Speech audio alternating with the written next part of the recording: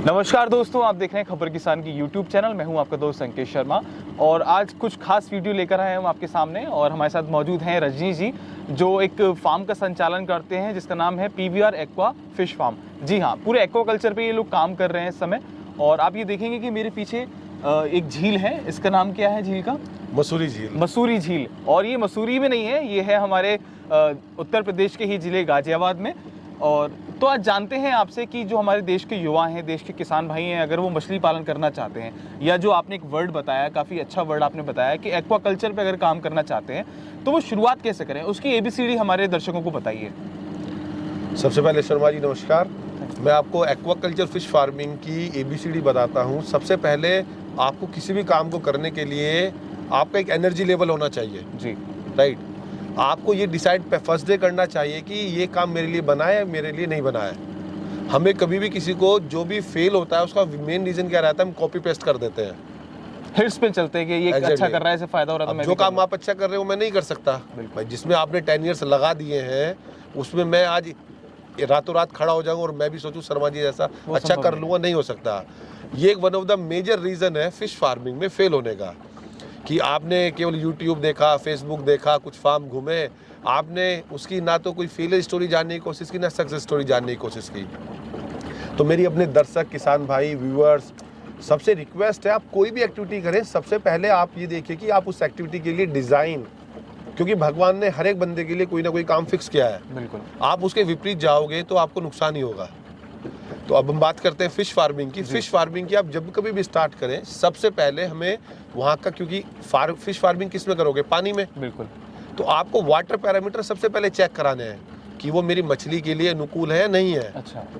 क्योंकि हर कैटेगरी की मछली है जी। कोई फ्रेश वाटर मछली है, कोई सैलाइन वाटर मछली है। अच्छा। कोई फिश पालता है, कोई प्रॉन्स पालता है।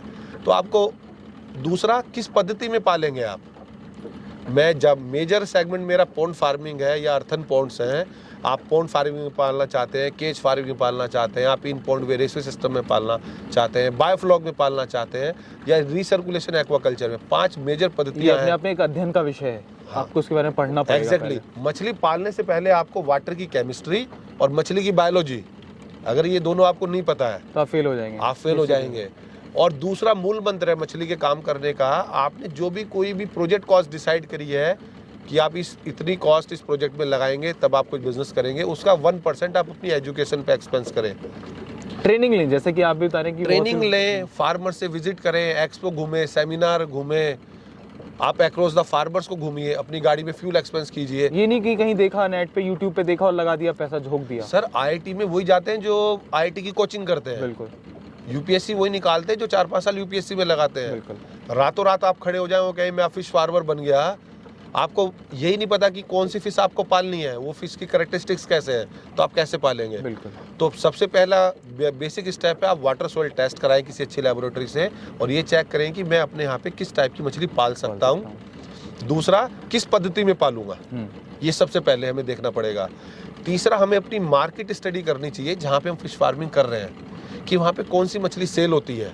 ये सबसे बड़ा, मैंने काफ़ी फार्म्स में देखा है, लोग बागों ने कि उसने वो मछली पाली, मैंने भी वही कल्चर कर लिया, देख लिया। अरे वो मछली MP के लोग अच्छा खाएंगे, गुजरात के लोग अच्छा खाएंगे, या बंगाल के लोग अच्छा खाएंगे, मेरे दिल्ली के लोग वो मछली नहीं खाते हैं। अच्छा। अब आपने कल्चर कर ली, वो बड़ी हो गई, अब सेल का एक अलग चैप्टर ओपन कर दिया आपने। तो आप सबसे पहले एक्सप्लोर कीजिए अपने आप को।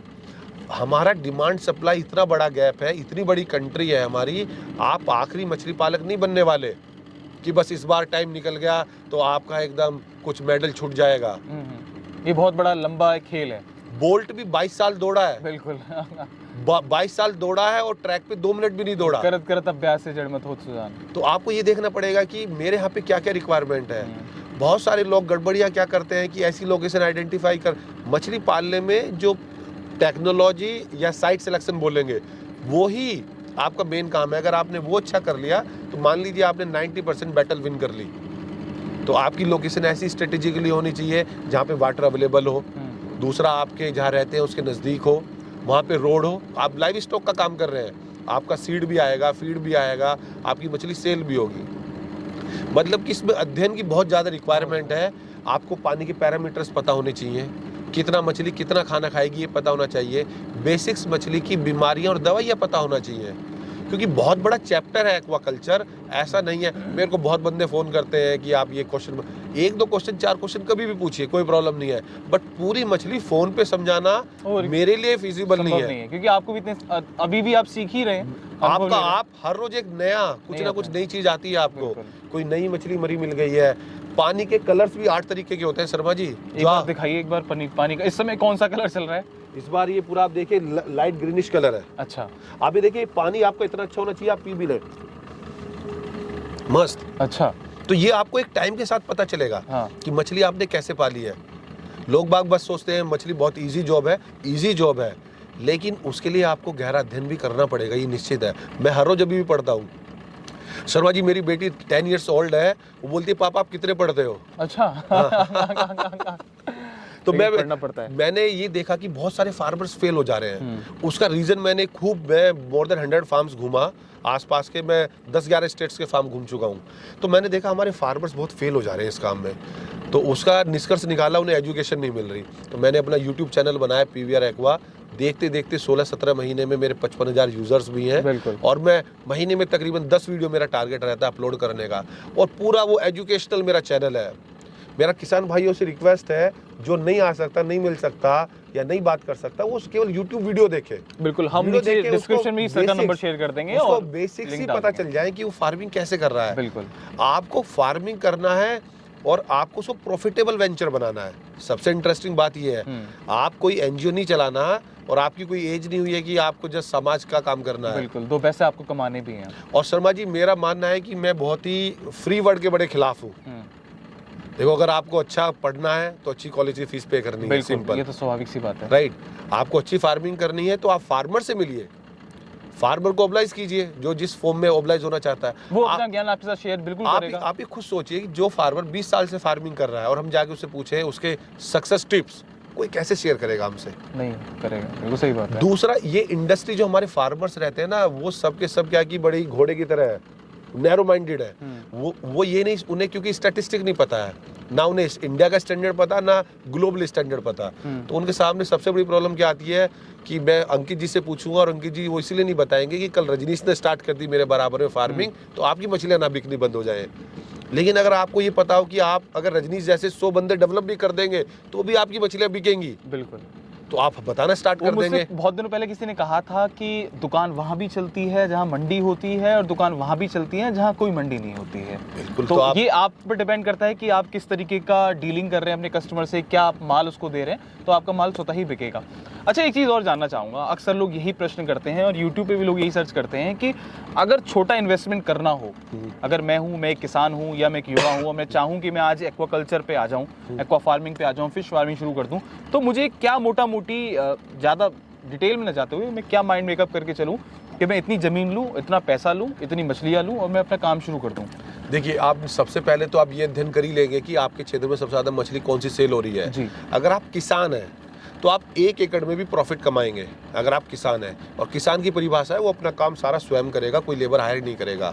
बट आप एज ए, चाहे मिडिल मैनेजमेंट जॉब में है, चाहे लोअर मैनेजमेंट जॉब में है, या आप एंटरप्रेन्योर बनना चाह रहे हैं, या एग्जिस्टिंग बिजनेस में डाइवर्सिफिकेशन करना चाह रहे हैं, तो मिनिमम मेरा मानना है 5 एकड़ से करें।